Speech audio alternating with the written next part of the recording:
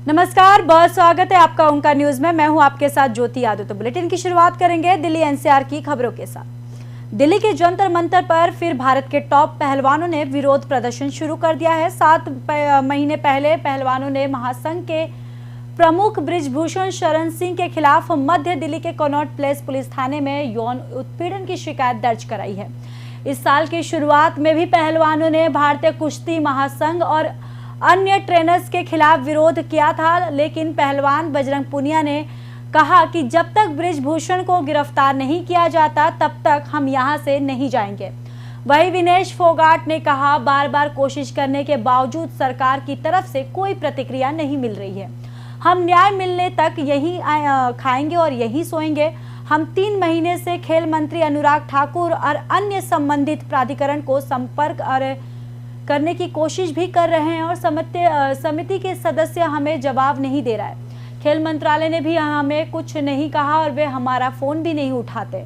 हमने देश के लिए पदक जीते और इसके लिए अपना करियर दांव पर लगा दिया। खेल मंत्रालय ने 23 जनवरी को महान मुक्केबाज MC मैरी कॉम की अध्यक्षता में 5 सदस्यीय निगरानी समिति का गठन किया था और 1 महीने में अपनी रिपोर्ट सौंपने को कहा था।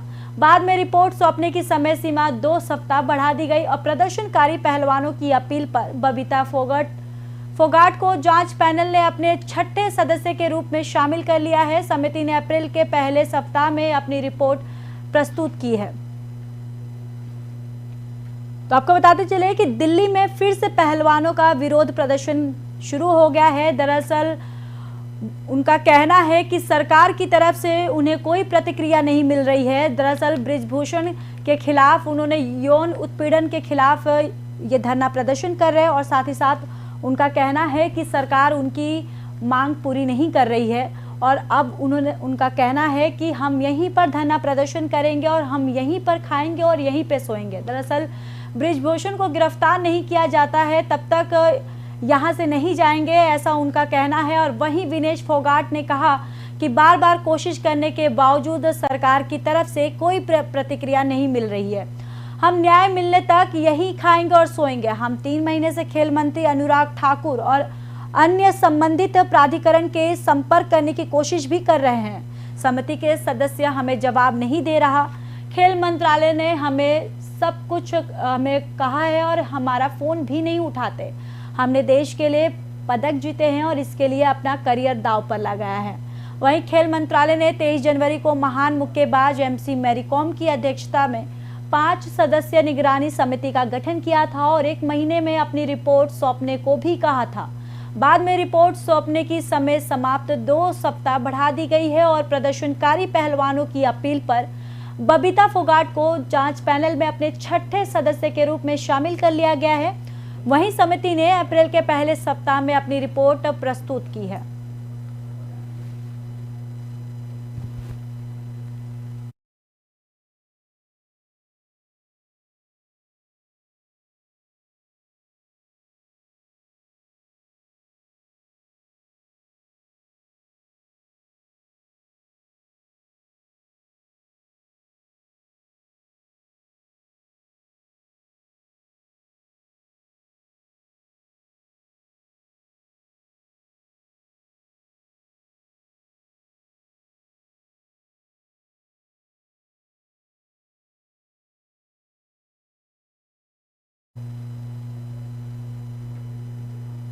बढ़ते हैं अगली खबर की ओर। साकेत कोट गोलीकांड की पीड़िता राधा ने रविवार को कहा कि उसने आरोपी कामेश्वर के खिलाफ दिल्ली पुलिस से शिकायत की थी, लेकिन कोई कार्रवाई नहीं हुई है। पीड़िता द्वारा जारी एक वीडियो में उसने कहा कि मुझ पर IPC एक्ट की धारा 138 का केस चल रहा था। मेरे पास सबूत थे। कामेश्वर ने मुझे रोका और कचहरी में फायरिंग शुरू कर दी। वह पहले भी कई बार मुझे जान से मारने की धमकी दे चुका है। मेरी शिकायत पर ना तो थानेदार और ना ही उपायुक्त ने कोई ध्यान दिया है। कचहरी में गोली लगने के बाद मुझे अस्पताल ले जाया गया। कुछ समय के बाद पुलिस मुझे साकेत ले गई और पूछने लगी कि क्या और कैसे हुआ था। अब मुझे एम्स में भर्ती करा दिया गया और मुझे FIR की कोई कॉपी तक भी मुझे नहीं दी गई है। तो आपको बताते चले कि साकेत कोट फायरिंग में पीड़िता का बयान सामने आया है। दरअसल पीड़िता राधा ने रविवार को कहा कि उसने आरोपी कामेश्वर के खिलाफ दिल्ली पुलिस से शिकायत की थी, लेकिन अभी तक उस पर कोई कार्रवाई दिल्ली पुलिस की तरफ से नहीं की गई है। साथ ही साथ उसने ये कहा कि मुझ पर आईपीसी एक्ट की धारा 138 का केस चल रहा था, मेरे पास सबूत थे। कामेश्वर ने मुझे रोका और कचहरी में फायरिंग शुरू कर दी। वह पहले भी कई बार मुझे जान से मारने की धमकी दे चुका है। मेरी शिकायत पर न तो थानेदार और न ही उपायुक्त ने कोई ध्यान दिया है। साथ ही साथ कचहरी में गोली लगने के बाद मुझे अस्पताल ले जाया गया। कुछ समय के बाद पुलिस मुझे साकेत ले गई और पूछने लगी कि क्या और कैसे हुआ था। अब मुझे एम्स में भर्ती करा दिया गया है और मुझे एफआईआर की कोई कॉपी भी नहीं दी गई है।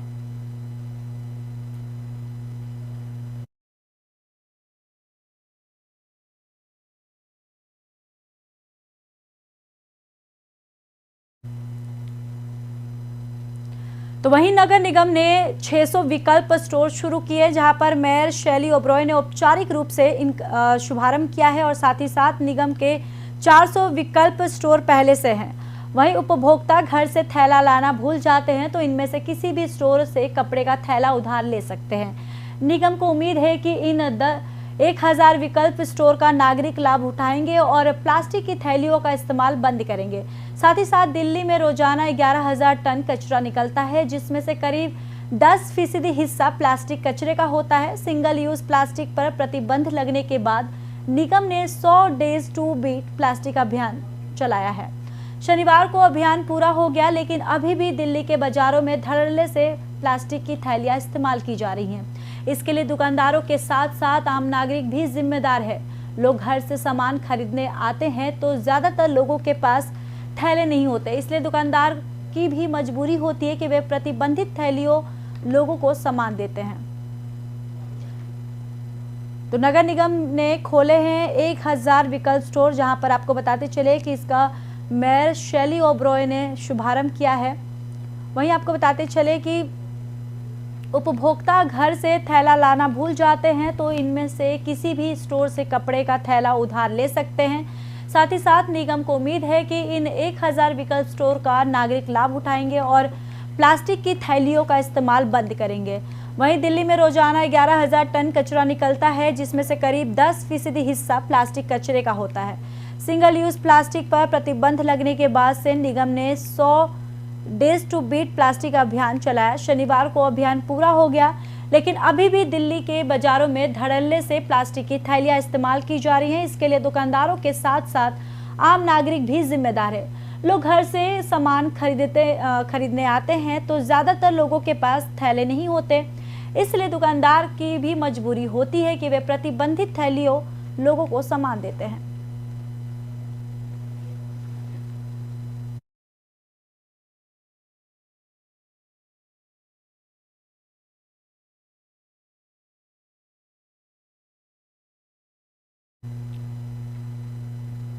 पीठासीन अधिकारी का नाम सोमवार को उपराज्यपाल कार्यालय से तय हो सकता है। दिल्ली सरकार की ओर से सुझाए गए मुकेश गोयल के नाम पर मुहर लगेगी या किसी और को जिम्मेदारी दी जा सकती है, ये साफ हो जाएगा।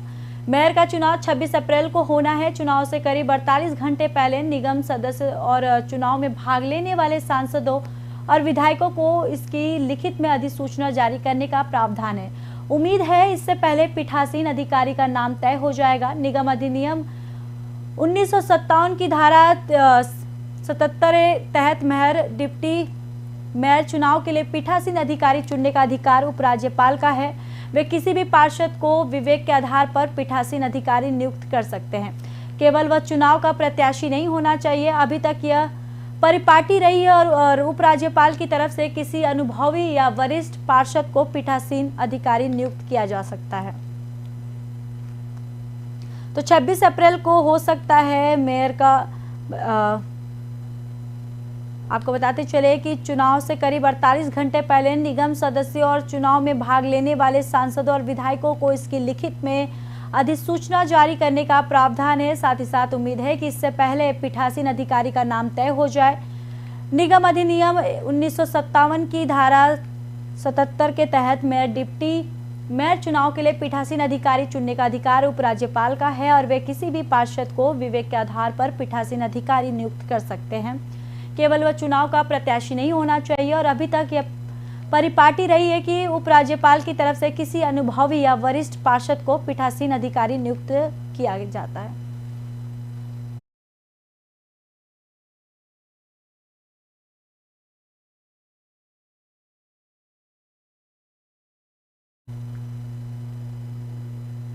दक्षिण पूर्व दिल्ली के सिद्धार्थ नगर में कल 2 नकाबपोश लोगों ने एक अपार्टमेंट के दरवाजे पर कथित तौर पर गोलियां चलाई। आरोपियों ने पहली मंजिल के अपार्टमेंट के दरवाजे पर 2 गोलियां चलाई और फिर वे भूतल की ओर भाग गए। वहीं नकाबपोश लोगों ने भागने से पहले भूतल पर एक अन्य अपार्टमेंट की खिड़की पर भी 3 गोलियां चलाई। तो आपको बताते चले कि बदमाशों के आतंक से लोग परेशान हैं। इसी को देखते हुए बताते चले कि दक्षिण पूर्व दिल्ली के सिद्धार्थ नगर में कल 2 नकाबपोश लोगों ने एक अपार्टमेंट के दरवाजे पर कथित तौर पर गोलियां चलाई। आरोपियों ने पहली मंजिल के अपार्टमेंट के दरवाजे पर 2 गोलियां चलाई और फिर वे भूतल की ओर भाग गए। वहीं नकाबपोश लोगों ने भागने से पहले भूतल पर एक अन्य अपार्टमेंट की खिड़की पर भी 3 गोलियां चलाई।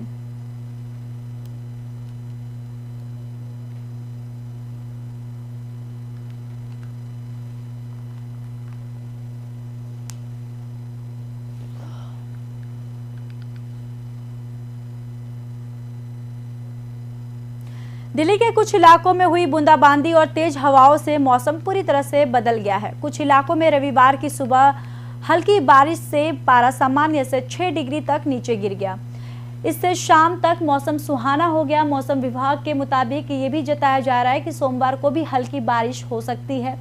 दिल्ली प्रादेशिक मौसम केंद्र के मुताबिक रविवार को अधिकतम तापमान 31.3 डिग्री दर्ज किया गया, जो सामान्य से 6 डिग्री कम रहा। वहीं दूसरी तरफ न्यूनतम तापमान 23.2 डिग्री सेल्सियस दर्ज किया गया, जो सामान्य से 1 डिग्री अधिक रहा। रविवार को पालम, लोधी रोड, आया नगर सहित कई अन्य इलाकों में हल्की बारिश हुई थी और मौसम विभाग ने यह भी कहा है कि मंगलवार से तापमान में बढ़त की उम्मीद भी है। संभावना है कि 29 अप्रैल तक पारा 39 डिग्री तक पहुंच जाएगा। तो दिल्ली के कई इलाकों में बेमौसम बरसात की वजह से लोगों को गर्मी से राहत मिली है और साथ ही साथ बताते चले कि बारिश की वजह से शाम तक का मौसम सुहाना हो गया। वहीं मौसम विभाग ने ये भी जताया है कि सोमवार को भी हल्की बारिश हो सकती है और साथ ही साथ दिल्ली प्रादेशिक मौसम केंद्र के मुताबिक रविवार को अधिकतम तापमान 31.3 डिग्री दर्ज किया गया है, जो सामान्य से 6 डिग्री कम रहा। वहीं दूसरी तरफ न्यूनतम तापमान 23.2 डिग्री सेल्सियस दर्ज किया गया है, जो सामान्य से 1 डिग्री अधिक रहा। रविवार को पालम, लोधी रोड, आया नगर सहित अन्य इलाकों में हल्की बारिश हुई थी। मौसम विभाग ने कहा कि मंगलवार से तापमान में बढ़त की उम्मीद है। संभावना ये भी जताई जा रही है कि 29 अप्रैल तक पारा 39 डिग्री तक पहुंच जाएगा।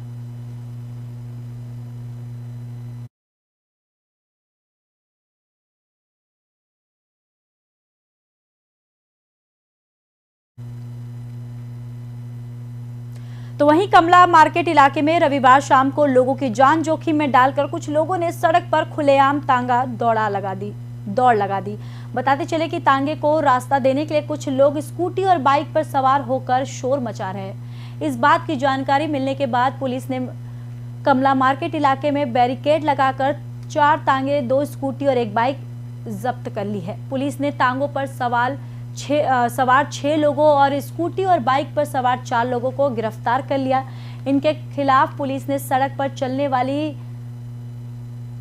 वाली जान जोखिम में डालने वाले और पशु क्रूरता निवारण अधिनियम के तहत मामला दर्ज कर लिया है।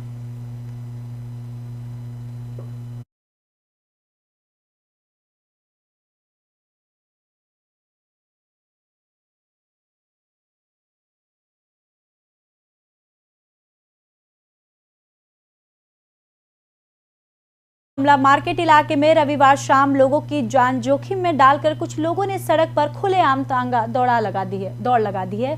साथ ही साथ तांगे को रास्ता देने के लिए कुछ लोग स्कूटी और बाइक पर सवार होकर शोर मचा रहे थे।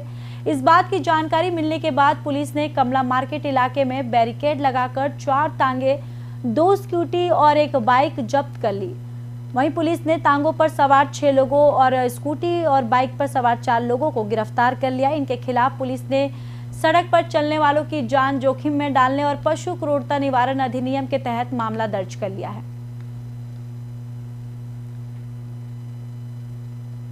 तो आपको बताते चले कि कमला मार्केट इलाके में रविवार शाम लोगों की जान में जोखिम में डालकर कुछ लोगों ने सड़क पर खुलेआम तांगा दौड़ लगा दी है और आप इस तस्वीरों में साफ तरीके से देख सकते हैं कि किस तरीके से यातायात नियमों की धज्जियां उड़ाई जा रही है। और बताते चले कि ये वीडियो भी काफी सोशल मीडिया पर वायरल हो रहा है। दरअसल तांगे को रास्ता देने के लिए कुछ लोग स्कूटी और बाइक पर सवार होकर शोर मचा रहे हैं और इस बात की जानकारी मिलने के बाद पुलिस ने कमला मार्केट इलाके में बैरिकेड लगाकर 4 तांगे, 2 स्कूटी और 1 बाइक जब्त कर ली है। पुलिस ने तांगों पर सवार 6 लोगों और स्कूटी और बाइक पर सवार 4 लोगों को गिरफ्तार भी कर लिया और इनके खिलाफ पुलिस ने सड़क पर चलने वालों की जान जोखिम और डालने और पशु क्रूरता निवारण अधिनियम के तहत मामला भी दर्ज कर लिया है।